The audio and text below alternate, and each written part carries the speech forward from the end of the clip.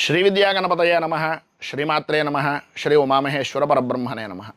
ముందుగా Pithapuram Guruji YouTube channel ప్రేక్షక మహాశైలకు నమస్కారం. ఆదిత్యాయ చ సోమాయ మంగళాయ బుధాయ చ గురుశుక్రశనిభ్యశ్చ రాహవే కేతవే నమ. చాలా కాలం తర్వాత ఈ వీడియో రూపకంగా మీ ముందుకు వస్తున్నాను. ప్రధానంగా గ్రహణం అనేటటువంటి సమయానికి ఎవరో ఒకళ్ళు ఏదో ఒక మాట చెప్తూ ఉండడం, ఆ మాటను పట్టుకుని చిలవల పొలవలుగా ప్రమాణమా అప్రమాణమా అనేటటువంటిది పక్కన పెడితే అనేక మంది మాట్లాడుతూ ఉంటారు. ఆ భయాల నుంచి మిమ్మల్ని కొంత ఉపశమనం కలిగిద్దాం అనేటటువంటి ఉద్దేశంతో మాత్రమే ఈ వీడియో చేస్తున్నాను. ఈ ఒక్క వీడియో మీకు సరిపోతుంది. ఈ వీడియోతో మీరు ఎవరికైనా సరే సమాధానం చెప్పేటట్లుగానే వీడియో ఉంటుంది అని ముందుగానే ఆ మాటలు చెబుతూ వీడియోలోకి వెడదాం. కేతుగ్రస్త పాక్షిక చంద్రగ్రహణం. స్వస్తి శ్రీ చాంద్రమాన శ్రీ విశ్వావసునామ సంవత్సర పాల్గొన శుద్ధ పూర్ణిమ మంగళవారం, అంటే 3/3/2026 తేదీన పుబ్బా నక్షత్రం, సింహరాశి, సింహ లగ్నంలో కేతుగ్రస్త పాక్షిక చంద్రగ్రహణం అనేటటువంటిది ఏర్పడుతోంది. ఏ సమయంలో ఏర్పడుతోంది, ఎక్కడ ఏర్పడుతోంది, ఎప్పుడు ఏర్పడుతుంది, ఎప్పుడు మోక్షం అవుతుంది, ఏ ఏ ప్రదేశాల్లో కనిపిస్తుంది, ఎవరెవరు ఏ ఏ నియమాలు పాటించాలి, ఏ విధానంలో ఉండాలి, ఏం చెయ్యాలి, ఇలాంటి అనుమానాలన్నింటికీ ఫుల్ స్టాప్ పెట్టేద్దాం ఈ వీడియోతో. గ్రహణం ప్రారంభం అనేటటువంటిది మధ్యాహ్నం 3:20 ప్రారంభం అవుతోంది అనేటటువంటిది ఖగోళ శాస్త్ర ప్రకారంగాను మన యొక్క దుర్గణిత ప్రకారంగా కూడా మనం చెప్పుకునేటటువంటి మాట. గ్రహణ మధ్యకాలం సాయంత్రం 5:04, అలాగే గ్రహణ మోక్షకాలం అనేటటువంటిది 6:47. అయితే ఇక్కడ మనం తీసుకోవాల్సినటువంటిది ఈ గ్రహణం పాక్షిక చంద్రగ్రహణం, అందులోనూ కూడా మనం గ్రస్తోదయ చంద్రగ్రహణం అని దీనికి పేరు. ఈ గ్రస్తోదయ చంద్రగ్రహణం అనేటటువంటి విషయం గురించి మహామేధావులు ఎంతమంది ఏం మాట్లాడారో అనేటటువంటి దానికి వివరంగా ఎవరైనా చెప్పారో ఒకసారి ఆలోచించుకోండి. దీనికి వివరం ఎందు గురించి అనేటటువంటిది చెప్పాలంటే ముందుగా మనం చంద్రోదయం ఏ సమయంలో జరుగుతుందో తెలుసుకోవాలి. ఆ చంద్రోదయ సమయం సాయంత్రం 6:03 జరుగుతుంది. ఇది బాగా జ్ఞాపకం పెట్టుకోండి. ఇది రాజమండ్రి పరివాహక ప్రాంతంలో జరిగేటటువంటి సమయం. భారత కాలమాన లెక్కల ప్రకారంగా మధ్యాహ్నం 3:20 గ్రహణం ప్రారంభమవుతోంది. అందులో ఏ విధమైనటువంటి సంశయమూ లేదు. అయితే ఈ పాక్షిక చంద్రగ్రహణ సమయంలో ఖగోళంలో ఒక అద్భుతంగానే చెప్పుకోవచ్చు. దీన్ని రెడ్ మూన్ అని కూడా చెప్తారు. కొద్దిగా ఎరుపు రంగులో కనిపిస్తుంది. చంద్రుడు యొక్క కాంతి అనేటటువంటిది మనకి నాసా కానీ లేకపోతే మరే ఏ విధమైనటువంటి సామాజిక మాధ్యమాల ద్వారా కానీ మనకు తెలుస్తోంది. అలాగే పంచాంగకర్తలు కూడా దీన్ని తెలియజేశారు. అయితే ఇది రాత్రి సమయంలోనూ మాధ్యాహ్నిక సమయంలోనూ ఏర్పడుతోంది కదా, మరి ఆబ్దికాది కార్యక్రమాలన్నీ కూడా యథావిధిగా నిర్వర్తించుకోవచ్చు మధ్యాహ్నం 12 లోపు అని కొంతమంది మహామేధావులు చెబుతున్నారు. కానీ అది ప్రమాణమా అప్రమాణమా అనేటటువంటిది ఒక్కసారి ఆలోచించుకోవాలి. ఎందు గురించి అంటే చంద్రగ్రహణం అనేటటువంటిది సుమారుగా 9 గంటల ముందు నుంచి కూడా దీని యొక్క అశౌచము అనేటటువంటిది వర్తిస్తుంది అని చెప్పి శాస్త్రం చెబుతున్నటువంటి మాట. అయితే ఈ చంద్రగ్రహణం గ్రస్తోదయ చంద్రగ్రహణం అంటే ఇంచుమించుగా మనకు కనిపించేటటువంటిది చంద్రోదయం అనేటటువంటిది చూసుకున్నట్లయితే 6:03 గ్రహణం విడుపు 6:47 మధ్యలో చూసుకుంటే సుమారుగా 44 నిమిషాలు. గ్రహణం మొత్తం సుమారుగా 3:27 కనిపిస్తుంది. అంటే ఖగోళంలో జరిగేటటువంటిది ఈ గ్రస్తోదయ చంద్రగ్రహణం అనేటటువంటి పేరు ఎందు గురించి వచ్చింది అంటే దీనికి కాల నిర్ణయ చంద్రిక అనేటటువంటి గ్రంథం ఒకటి ఉంది.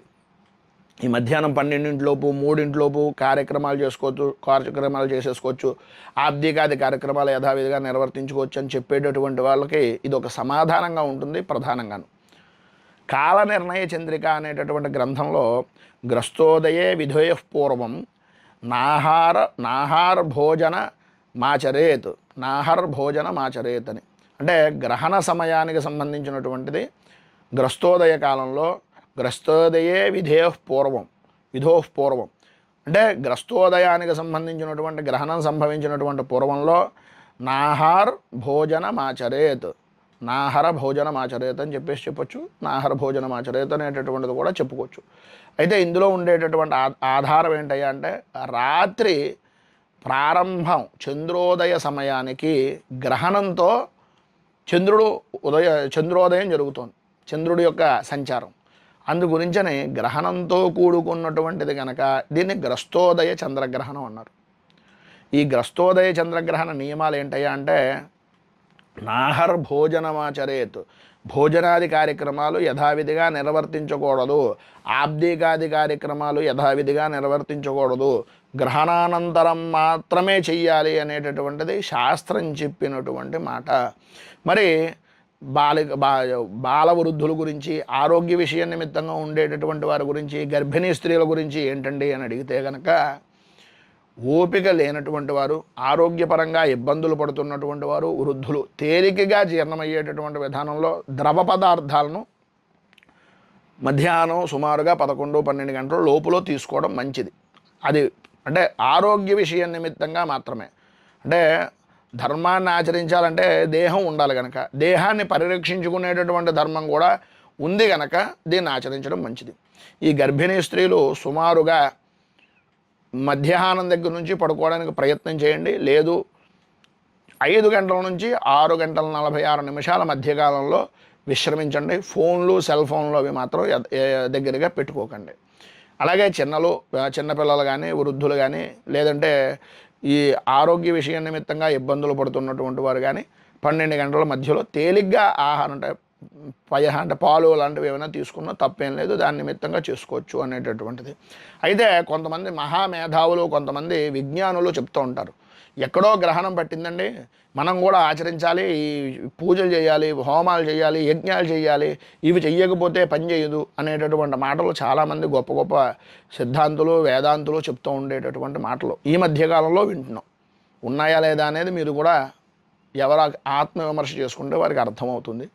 అయితే ఈ సమయంలో 44 నిమిషాలు మాత్రమే ఎందుకుంది అనేటటువంటి మాట ఏ విధానంలో అన్నానంటే, యావత్ దర్శనం తావత్ పుణ్యం అని మనకి ఆర్యోక్తి, అంటే పెద్దలు చెబుతున్నటువంటి మాట. యావత్ దర్శనం తావత్ పుణ్యం అంటే పుణ్యం అంటే పుణ్యకాలము అని. యావత్ దర్శనం ఎప్పుడైతే కనిపిస్తోందో తావత్ పుణ్యం, అప్పటి నుంచే పుణ్యకాలం కింద లెక్క అనేటటువంటిది శాస్త్రం చెబుతున్నటువంటి ఆర్యోక్తులు చెబుతున్నటువంటి మాట. అందు గురించనే ఎప్పుడైతే దర్శనం అవుతోందో, అంటే 6 గంటల 4 నిమిషాల నుంచి దర్శనం అవుతోందో, సుమారు 6 గంటల 47 నిమిషాలు 44 నిమిషాల కాలం మాత్రమే పరిగణనలోకి తీసుకోవాలి అనేటటువంటి మాటకి అర్థం ఇది. ఉపాసకులు కానీ, శ్రీ విద్యా సాంప్రదాయాల్లో అనేక మంది ఉంటున్నటువంటి వ్యక్తులకు కానీ వాళ్ళకు ప్రత్యేకంగా ఇవన్నీ ఏం చెప్పక్కర్లేదు. సామాన్యమైనటువంటి వారికి అర్థమవడం మాత్రమే ఈ విషయాన్ని చెబుతున్నటువంటి మాట. సాంప్రదాయబద్ధంగా ఉన్నటువంటి వారు ఎలాగా వారి నియమాలను అనుసరించి వాళ్ళ గురువులను అనుసరించి వాళ్ళు తీసుకుంటారు, వాళ్ళు చేసుకుంటారు. ప్రధానంగా సామాన్యులు దీంట్లో నలిగిపోతున్నారు కనుక ఈ మాటలు చెబుతున్నటువంటి మాట. ఈ కారణంగానే దేవాలయాలు అవి కూడా మూసేయడం ఉదయం నుంచి జరుగుతుంది. మోక్షకాలం అయిన తర్వాత మహాసంప్రోక్షణాది కార్యక్రమాలు చేసుకుని శాస్త్రబద్ధంగా దేవాలయాది కార్యక్రమాలు, నిర్ణయాలు అవి జరుగుతూ ఉంటాయి. అయితే మరొక విషయం ఏంటయ్యా అంటే, ఈ ఆబ్దికాది కార్యక్రమాలు చేసుకునేటటువంటి వారు మాత్రం 100% గ్రహణానంతరం మళ్ళీ ఇంటినంతటినీ శుభ్రం చేసుకుని అప్పుడు మాత్రమే దీన్ని ఆచరించాలి తప్ప ఎట్టి పరిస్థితుల్లోనూ ముందుగా ఆచరించడానికి పనికిరాదు. అది శాస్త్రానికి విరుద్ధం అనేటటువంటిది దయచేసి విజ్ఞులు అర్థం చేసుకోగలరు అని చెప్తున్నారు.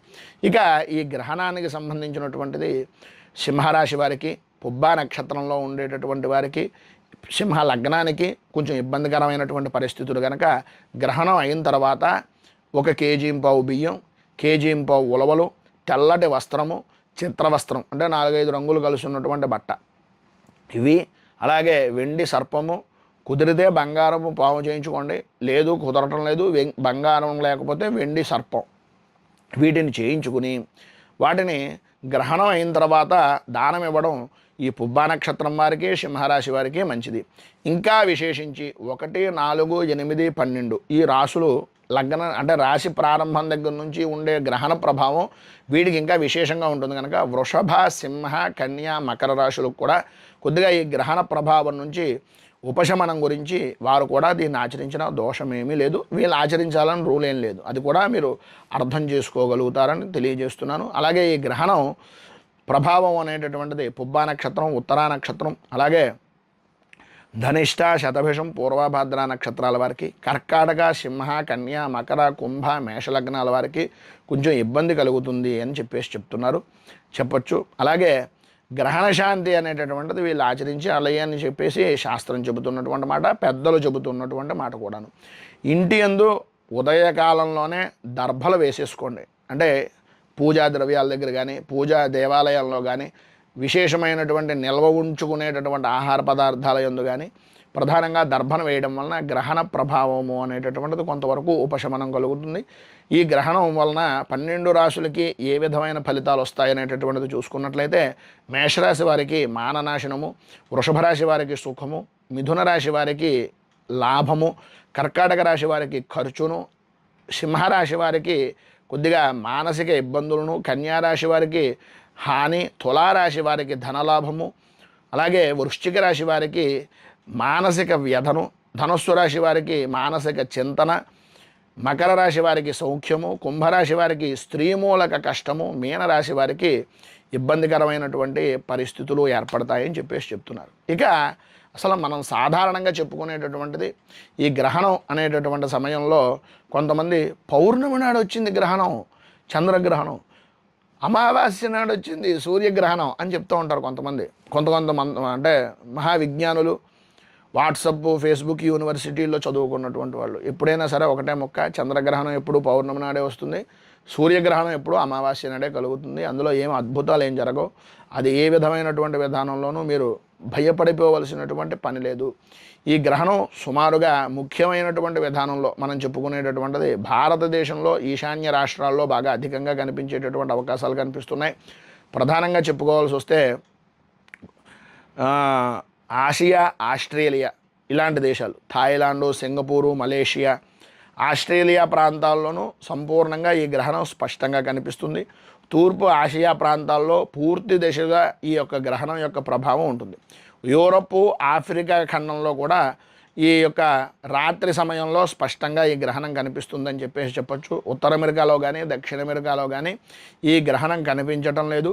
పైన ఉదాహరించినటువంటి భారత కాలమాన లెక్కల ప్రకారంగా చెప్పినటువంటి సమయాన్ని మీ నగరాలను, మీ యొక్క సమయ సందర్భాలను అనుసరించి ఖచ్చితంగా మీరు ఆలోచించుకోవచ్చు. ఆ రకంగా మాత్రమే దీని నియమాలు అనేటటువంటివి పాటించడం చాలా ఉత్తమమైనటువంటి ఫలితాన్ని ఇస్తుందని తెలియజేస్తున్నాను. ఇంకా ఏదైనా ఈ యొక్క గ్రహణానికి సంబంధించినటువంటి వివరాలపై ఇంకా ఏదైనా అనుమానాలు ఉన్నట్లయితే తప్పనిసరిగా కింద స్క్రోల్ అవుతున్నటువంటి ఫోన్ నెంబర్కి సంప్రదించవచ్చు. అలాగే కామెంట్ రూపంలో తెలియజేసినట్లయితే తప్పనిసరిగా మీకు సమాధానం చెప్పేటటువంటి ప్రయత్నం చేస్తాను. ఈ యొక్క గ్రహణ సమయంలో జపాది అనుష్ఠానాలు కానీ, పూజలు కానీ, మీ స్తోత్రాలు కానీ పారాయణ చేసుకోవడం వలన చాలా విశేషమైనటువంటి మంచి ఫలితాలు కలుగుతాయి.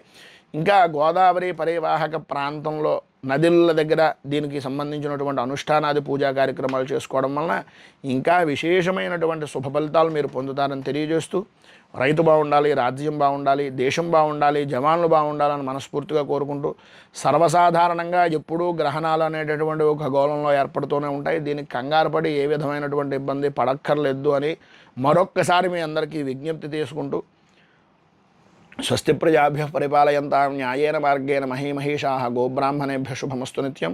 లోకాः సమస్తాः సుఖినో భవంతు, సర్వే జనాः సుఖినో భవంతు. స్వస్తి.